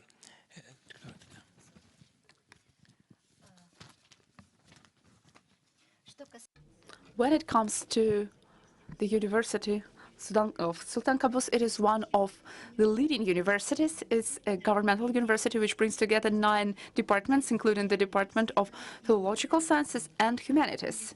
That's the university which is open for the entire world, including the Arab part, the Muslim part, and the entire world of the whole. We launched the training programs in master's degree, bachelor's degree, postgraduate studies, and doctorate. And we also issue the certificates of Arab language. We have some students from Japan, Kuwait, some other Arab countries, and there are also some students from China. As pertains to our sojourn, recently in February 2024, we signed an agreement on cooperation with the Venerable Kazan Federal University, featuring Timirhan Bulatovich and the Center of Arab Countries, Al-Hadar, Dr. Mohammed Ramari. And this agreement primarily refers to organization of winter linguistic training programs for those who are studied at the Kazan Federal University. بداية 18 من يناير حتى 21 فبراير. وطبعا الطلبة من روسيا كانوا في السلطنة. نفذ البرنامج على مستويات عدة. المستوى الأول وهو المستوى المحاضرات داخل الفصول الدراسية.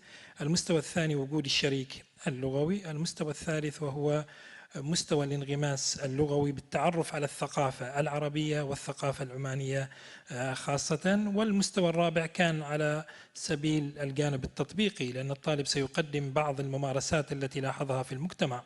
هناك بعض الميزات التي تميز بها المجتمع العماني وأتاحت للطلبة الروس أو الطلبة من جامعة قازان الفيدرالية تعلم العربية بيسر وسهولة، منها ملاحظة الثقافة العربية، لأن الثقافة هي في حقيقة الأمر كل نشاط يمارسه الإنسان، وهي انعكاس للجوانب السياسية والاقتصادية والاجتماعية والتطورات التي تمر بها المجتمعات. As for this program, it has already been embodied in part, starting from the 18th of January to the 21st of February. We hosted a group of KFU students, and it had 4 main aspects. The first one is the presence at the lectures, which took place at the audience halls. The second one is communication with the language barriers, and the second one is immersion into the Arab or Oman culture, and the fourth one is applied or hands-on approach. Following the internship, the students shared their experience, and Mr. Sultan Kabul pays special attention to the cultural aspects, because thanks to this culture, people may get used to the country realities, and that is it is the culture which is reflected in the political, economic, and social fields. ولذلك كلمة الشكر يجب أن تقدم إلى الدكتور تيمور خان نائب الرئيس، والدكتور محمد العماري مدير مركز الحضارة والثقافة الإسلامية، وأرجو بإذن الله تعالى أن يستمر هذا التعاون وهذا التدريب. وشكرا لكم. I wouldn't like to take a lot of your time, because for this reason, at the end of my speech, I would like to thank the governing managers of KFU heads, such as Timur Han Bulatovic, and the director of Arab culture, Dr. Mohammed Amari, and let the All Majesty help us develop for the sake of both parties. Thank you very much for your kind attention. Thank you, Professor Dawoodi. And I would like to say that when it comes to the members of the student groups, included not only KFU students, that's the example of collaboration as part of consortium. It also encompassed Moscow State University and St. Petersburg University students. There were some postgraduates from Oriental Studies department. There was a multifaceted group of the students from diverse Russian universities, and the Federal University has arranged this internship, and that's the example how we may unite students from diverse universities of Russia here in Kazan in order to bridge the gap and to be a bridge to the Islamic countries, especially the Arab countries. And that is why I would like to thank Sultan Qaboos University for providing this venue or this opportunity. Oman is a virtually serene, calm, and tolerant and amiable country. We are now moving from tolerance world to amicability and friendly relations. Here are the terms which should be adopted. That is why let me express my gratitude once again to my colleagues for organizing our programs. And let me pass the floor to our improvised interpreter. Thank you for the interpretation which you have arranged. And let me give the floor to you, Samal. She's the professor of the Eurasian National University named after Gumilov from Kazakhstan. Thank you, Timur Han. You name me in an Arab fashion because Samal is in Kazakh language and Samal is in the Arabic language. Dear participants, ladies and gentlemen, distinguished Dmitry, distinguished Timur Han, I'll try to stick to the time limit while delivering my speech. It's Arab science of Kazakhstan, and it's also about the state and the prospects for development, but it is in the context of the forum called Russia Islamic World, And let us also take into consideration that we are in Kazan Federal University.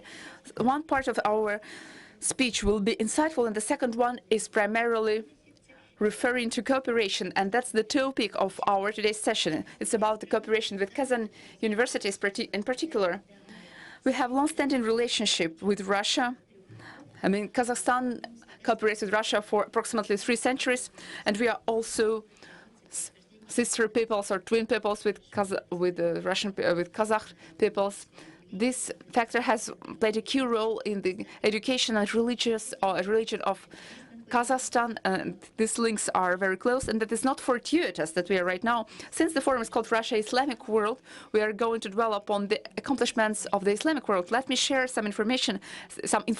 It will probably be interesting. Now we're talking about the entry of Russia into the OIC, and Kazakhstan is also a member of the OIC. And when Kazakhstan was chairing the board of the Ministry of Foreign Affairs, and it was renamed. It used to be the Organization of Islamic Conference, and now the Organization of Islamic Cooperation. This happened in Kazakhstan, and the emblem also changed back then. Prior to moving on to the Arabic studies, let me say a few words about our relations with the Arab world, which is a large part of our large Arab world. Apart from 22 members of our organization, there are 2 observer states. They are called Russia and Kazakhstan, and it is owing to these long-standing relations which bind these countries with the Islamic world. In the very beginning of the 2000s, the Organization of Food Security was also established and the headquarters is located in our country. And one of the key crises is now the security downturn. The International Turk Academy is also based in Kazakhstan. Moving on to the Kazakhstan Arabic studies, Kazakh Oriental studies was initiated with Arabic language studies in the post-Soviet space, because these regions are part of the large Islamic world. Let me enumerate some personalities so that you can understand this forum. What do I mean by Arabic studies in Kazakhstan? And Kazakhstan and the region of Central Asia, where we are, has given these famous public figures to Kazakhstan, to the entire world. Abu Nasr al-Farabi, he is the second teacher. We will not go on about his ethnicity, because there were no national states back then, but it's about regional belonging. It is Sultan Sahil Baber who resisted the Mongol proceedings, and there is also the son of a Kazakh person who is the only one who survived and who arrived from Kashgari. He managed to find himself in Kashgari before. Let me also mention the first permanent representative of Saudi Arabia in the USA, Mr. Turkulov. When he passed away, we broke up our relations, and then they were only revived in 1990s. And there is one Kazakh person who is the ambassador extraordinary and plenipotentiary, Malik Kazilov. He was the last Russian ambassador in Morocco, Pakistan. When it comes to Oriental studies and Arabic part of it in Kazakhstan, it followed the way which was typical for many post-Soviet places. We started from the studies of Middle East, the Arab studies, and as an institution, it was formed very late, although Arab culture and Arab studies were very popular till 2024, and then the graphics were changed into Cyrillic ones, and then before that into Atlantic language. And then it was restored at schools and universities, and one of the educational backgrounds is Orientalism. As for the first Department of Orientalism, it is now established, and the Arabic language is studied as part of international relations, translation and interpretation. It may be the first or second foreign language. Not only is the language explored, but also the history, the culture, the literature, to name a few. Today, you may familiarize yourselves with the Arabic language, which is used in translation, in spiritual activities. Just like Russia, Kazakhstan is also contributing to the political situation in Syria. You are aware of Astana format and the international meetings as part of Syria. They are also held in Astana, and our main language is now Arabic.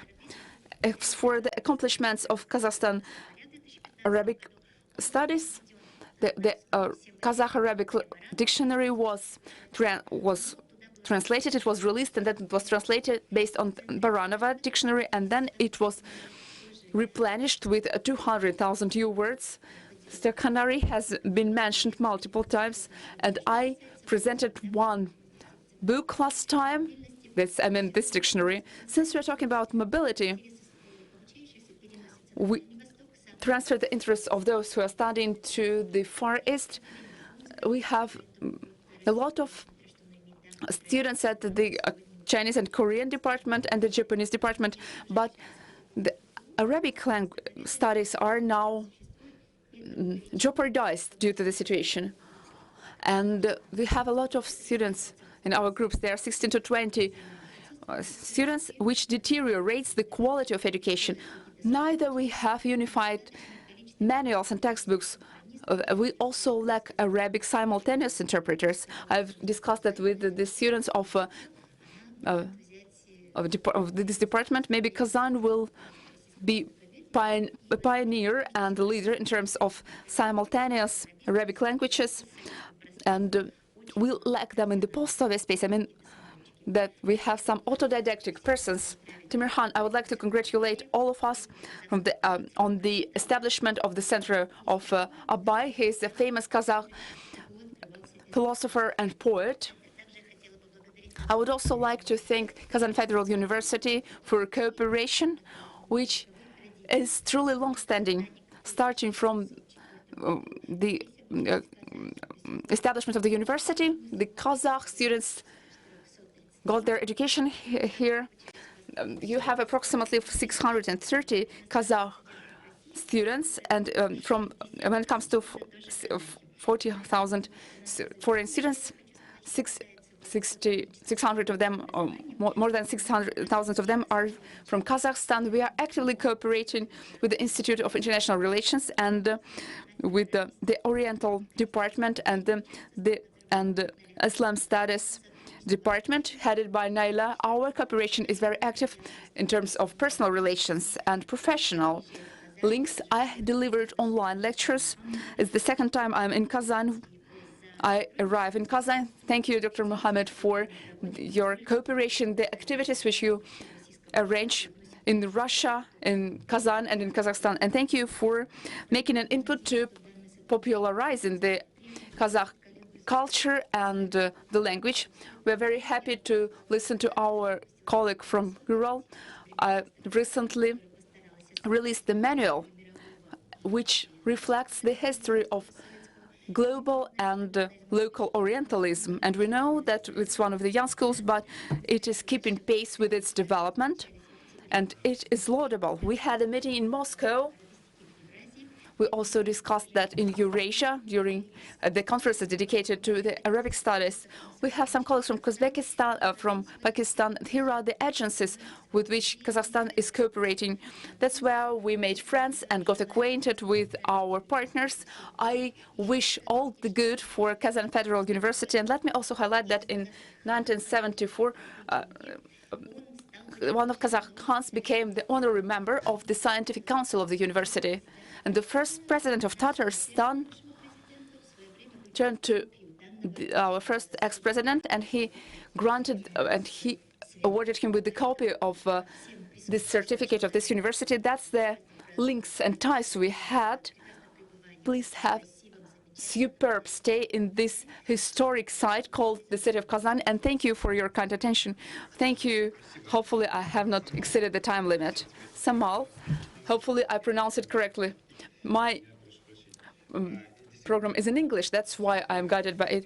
Actually, the shortage and the lack of Arabic simultaneous interpreters is even tangible here. That is why we had to attract you for translation. There are also some good news. Not only will Abay Center will keep working in Kazan University, but it is also planned to open the bust of Abay in the central part of the city of Kazan. I apologize, the speaker is not using the mic while talking. Yes, that's excellent. Thank you for your achievements. We have the son of Nazarbayev, and it is wonderful. And we have a bust of Nizami at our university. It is also remarkable.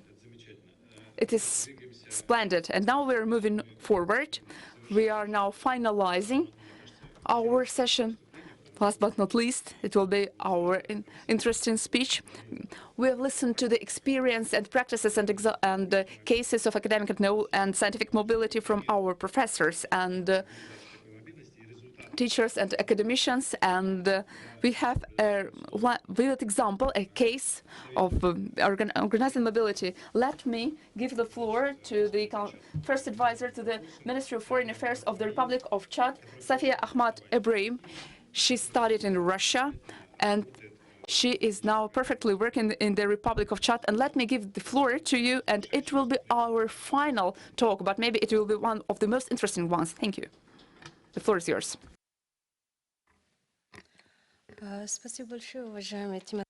Thank you very much. This Mr. Timirhan. I would like to use this unique opportunity and first of all to express my gratitude to organizers of this forum and the government of the Republic of Tatarstan, the government of the federal government of Russia Federation for this very important and important event.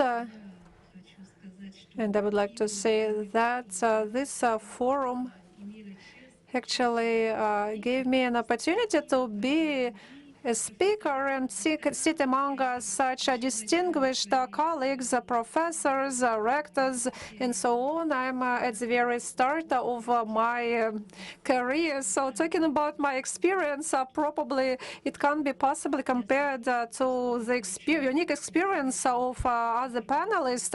I actually have been listening the work, all the reports, and they were extremely interesting to me. And the second thing, I would like to learn one thing. The most important thing is I am the first advisor, if talk about my position, but talking about my work, I am an aide for Ministry for Cabinet of Ministers. If we're talking about my experience or my point of view on how we should help young people to be able to study abroad, as a representative of the Czech Republic for our country, young people has been within the focus for many years, and we believe that utmost support shall be provided to the youth, and the government gives each and every opportunity to young people in order to implement their ideas, their projects, and we do all we can in order to engage young people in developing economic growth and improving well-being of the public in general. And we certainly support young people in establishing platforms on social, economic, and cultural developments.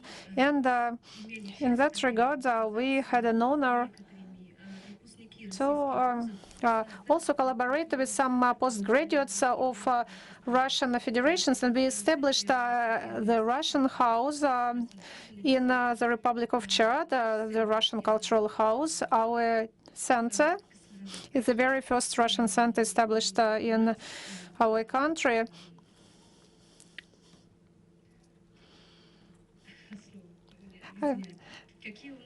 What do we want to achieve, and what experience we would like to share? First of all, our goal is, yes, I remember the word goal in Russian. So the goal of our center is to establish a relationship between the Republic of Chad and Russia. We see that the most important and strong relationship usually start to develop from basic level and towards the high level. So first of all, that is rapport between people. And the second thing is popularization of the Russian culture, Russian mentality, Russian traditions. Many young people are interested in studying in Russia. And therefore, they want to learn more about Russian culture. We want our center to be a center that could bring together such interesting people to provide answers regarding Russian culture, Russian mentality, Russian politics. And our center does its best in order to achieve it. Our center actually was opened last November in 2023.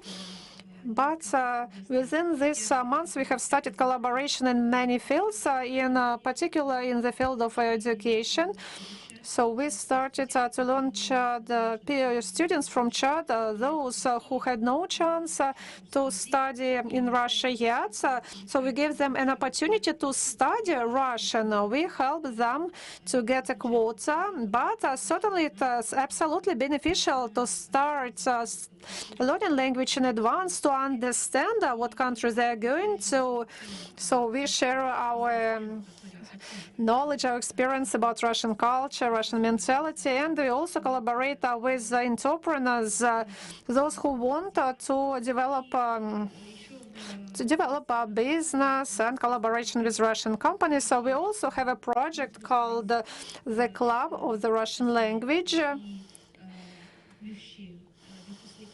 So postgraduates of Russian universities and those who actually studied in the USSR, I'm talking about our citizens, so they join our club. The goal of this club is to promote the Russian language, to provide a platform where those who studied in Russia could continue or could have an opportunity to practice Russian, to discuss the most important matters, and to help to those who study in our center. So provide opportunities for more practice in speaking Russian language. To give certain tips and so on and so forth. This is an amazing project, and we also have another project called the library. So that is a library of the Russian literature. At the moment, we have signed an agreement with the fund, the Russian World. And we are about to sign one more agreement with the Россотрудничество, the federal agency, Россотрудничество, and I do hope that we are going to sign a more agreement in order to boost collaboration, to be more proactive in future. By the way, we are negotiating opportunities to study, to sign an agreement with one of Russian university, and I do hope that we are going to sign an agreement with Kazan Federal University. Talking about cultural collaboration, what are we doing at the moment? Well, we want to establish more communications, more relationship with Russian artists, musicians, dancers. Culture is a very important field, and Russian culture is extremely diverse. It's very rich, and the same could be told about the Chad culture. And if we strengthen our relationship in the cultural field, I have no doubts that we will be able to establish a platform that makes it possible to give more opportunities for students in order to learn more about our countries, and that would be a unique opportunity to strengthen relationship between the Republic of Chad and Russia. Also, we have a project dedicated to improving health industry. At the moment, we are implementing a project called Medical Caravan. That project is aimed at providing help to those who live in rural areas who have no access to good medical facilities or good medical equipment in order to provide sustainable medical treatment and medical services to each and every citizen. We established that project. It's a very important project for us indeed. And if anybody gets interested in that project, I could provide you more information. Unfortunately, we are very limited in time, but anyways, I would like to express my gratitude to all of you. Our center is open to all of you. It's still very young, but it's holding very important initiatives, and we would like to collaborate more with OIC countries, and I'm eager to welcome all of you at our center, and certainly I will be very happy to share with you more information about our center. Well, first of all, I would like to express my gratitude to you, and your Russian is amazing. Where did you study Russian? In the city of Voronezh? Oh, yes, I know that Voronezh University actually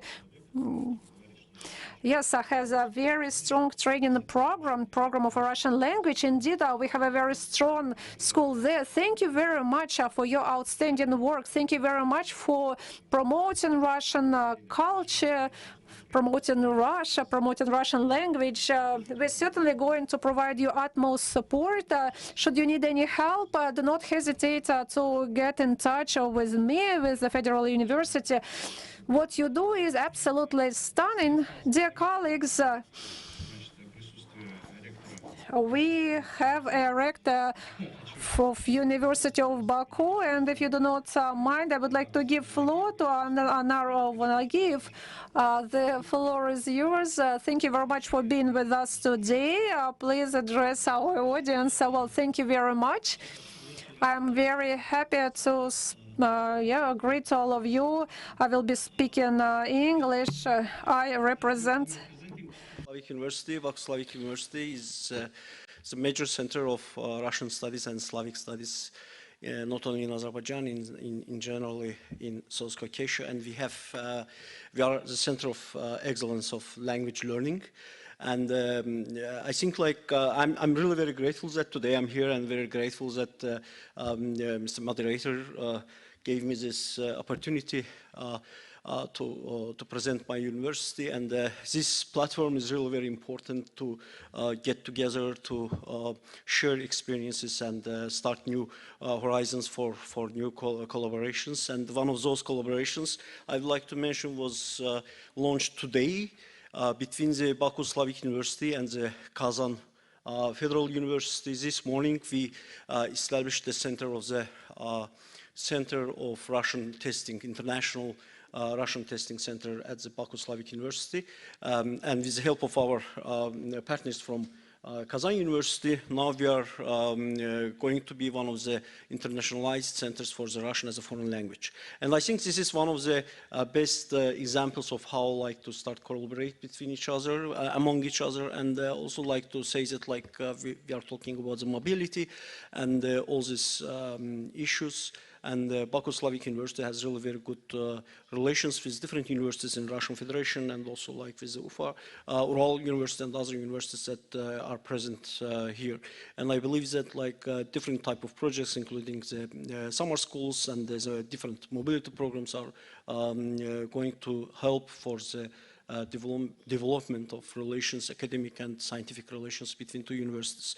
Again, thanks so much, and I believe that this platform will give lots of chances for all of us to start new collaborations. Thanks so much. Большое спасибо. Thank you very much, dear Rector. I have no doubts that our collaboration is going to be very fruitful in future. And we certainly have been partners, good partners. And well, dear colleagues, let me wrap up our discussion. Unfortunately, I won't be able to give the floor to our distinguished audience, but I believe that you have got the answers you've been looking for, thanks to the presentations of our distinguished speakers. Actually, now I would like to move on to the signing ceremony on establishment of the Consortium for Academic Mobility with the OIC member states. Ladies and gentlemen, this is the start of the ceremony of establishment of the Consortium for Academic Mobility with the OIC member states between the federal Kazan Federal University, the Committee on Technical Cooperation, ComStech, Ural Federal University, named after Boris Yeltsin.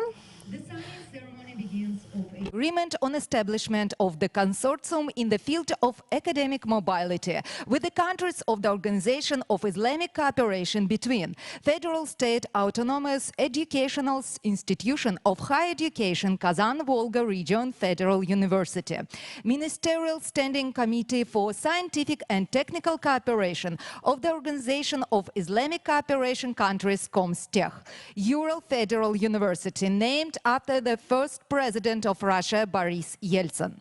Подписывают Таюрский Дмитрий Альбертович, первый проректор по научной деятельности Казанского федерального университета. Махам Ямин, координатор программы Постоянного комитета по научно-техническому сотрудничеству стран Организации исламского сотрудничества ComStech. Тушин Сергей Геннадьевич, проректор по международным связям Уральского федерального университета имени первого президента России Бориса Николаевича Ельцина.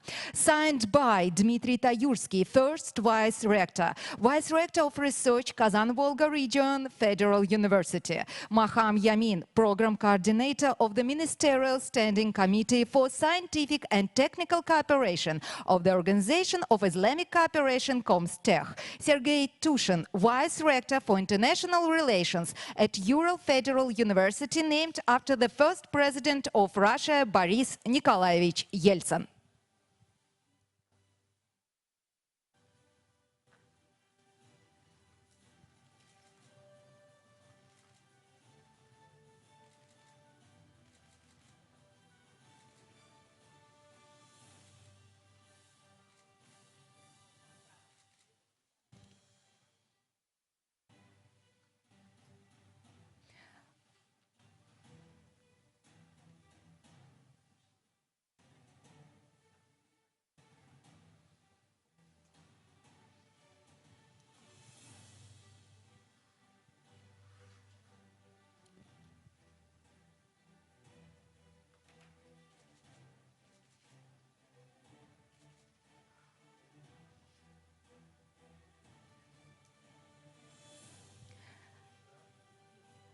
Соглашение подписано. The agreement is signed. Поздравляем. Congratulations.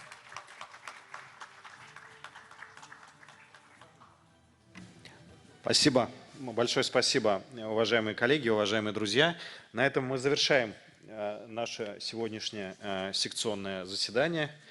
И я хочу сказать, что сегодня мы завершаем в целом и Казань-форум, но впереди у нас пленарное заседание Казань-форума. Мы приглашаем уважаемых гостей в 15:30 в основной зал на первом этаже Казань-Экспо для участия в пленарной, завершающей пленарной части Казань-форума.